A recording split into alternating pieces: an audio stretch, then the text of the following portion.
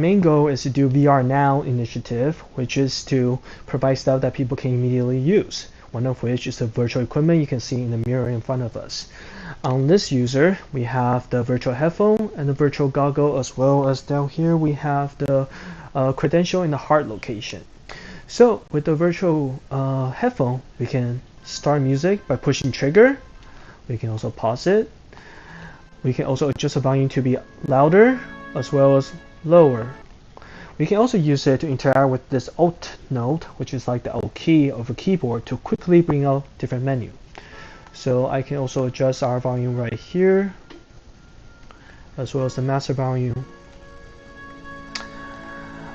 With the virtual goggle up here, what we can do is we can adjust the brightness, but we also have a new feature where we can take a screenshot. So I can also pose.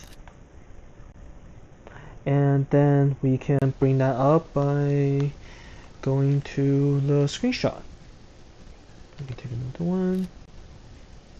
And here are some of our previous screenshots.